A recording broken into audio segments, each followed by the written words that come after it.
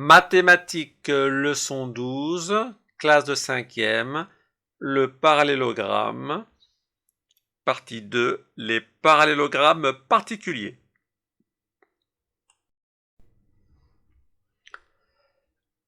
Le parallélogramme partie 2, classe de 5e, les parallélogrammes particuliers.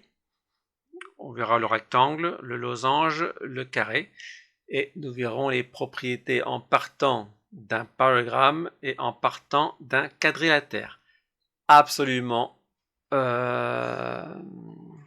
vital que vous les appreniez parfaitement, parce que vous en aurez besoin pour la démonstration. Allez, on commence par le rectangle. Je vais vous expliquer le principe, et après ça sera pareil pour les autres. Propriété en partant d'un parallélogramme. Là, on admet que la figure est déjà un parallélogramme, avec les propriétés qu'on a vues précédemment. Si un parallélogramme a un angle droit, c'est un rectangle. Si un parallélogramme a un angle droit, c'est un rectangle. En partant d'un quadrilatère, ce n'est pas un angle droit qu'il faut, c'est 3 angles droits. Si un quadrilatère a 3 angles droits, alors c'est un rectangle. Si un parallélogramme a des diagonales de même mesure, c'est un rectangle. Si un parallélogramme a des diagonales de même mesure, c'est un rectangle. Donc là, en partant d'un quadrilatère, si un quadrilatère a des diagonales de même mesure et qui se coupent en leur milieu, alors c'est un rectangle. Donc vous avez vu le principe. Donc ici, en partant d'un parallélogramme, il faut un angle droit. En partant d'un quadrilatère, il faut 3 angles droits. Ici, il faut des diagonales de même mesure. En partant d'un parallélogramme, pour un quadrilatère, il faut qu'elles soient non seulement de même mesure, plus qui se coupent en leur milieu. Losange. Propriété en partant d'un parallélogramme. Si un parallélogramme a deux côtés consécutifs de même longueur, alors c'est un losange. Si un parallélogramme a deux côtés consécutifs de même longueur, alors c'est un losange. En partant d'un quadrilatère, il ne faut pas deux côtés, mais il faut 4 côtés de même longueur. Si un parallélogramme a des diagonales perpendiculaires, alors c'est un losange.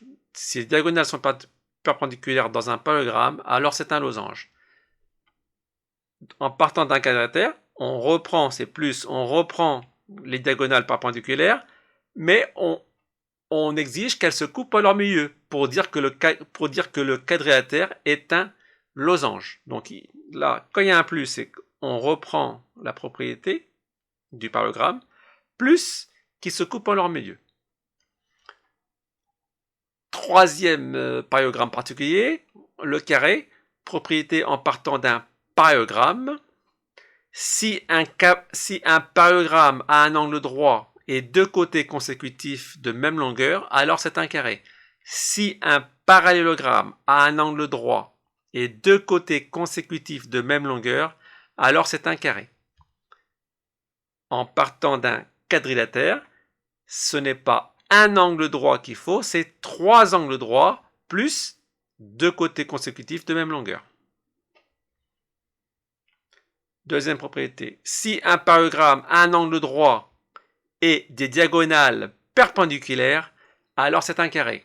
En partant d'un quadrilatère, il faut 3 angles droits plus des diagonales perpendiculaires. Troisième propriété concernant le carré, si un parallélogramme a des diagonales de même longueur et deux côtés consécutifs de même longueur, alors c'est un carré. Donc là, on reprend des diagonales de même longueur et deux côtés consécutifs de même longueur, et on rajoute qui se coupent en leur milieu. On parle des diagonales. Des diagonales de même longueur qui se coupent en leur milieu et deux côtés consécutifs de même longueur, alors c'est un carré. En partant d'un quadrilatère. Dernière, si un parallélogramme a des diagonales de même longueur et perpendiculaires, alors c'est un carré. En partant d'un quadrilatère, il faut que les diagonales soient de même longueur et perpendiculaires, on reprend, et en plus qu'elles se coupent en leur milieu. Donc ça, je vous conseille de le relire plusieurs fois, de le noter. Il faut que vous les sachiez absolument. De toute façon, il y aura un récapitulatif de toutes les propriétés pour que vous les sachiez. Parce que vous en aurez besoin pour la démonstration. Donc là, je répète le principe. Là, nous avons les trois parallélogrammes particuliers, le rectangle, le losange et le carré. Là, c'est noté, on note les propriétés en partant d'un parallélogramme. Donc là, on a déjà acté que la figure est un parallélogramme, mais on rajoute une propriété en plus. Si ce parallélogramme a un angle droit, alors c'est un rectangle. Si ce parallélogramme a des diagonales de même mesure, alors c'est un rectangle. Bon, là j'ai mis en partant d'un quadrilatère. Là, le quadrilatère n'est pas un parallélogramme. C'est un quadrilatère. Mais s'il a trois angles droits, alors ça sera un rectangle. Voilà, c'est fini.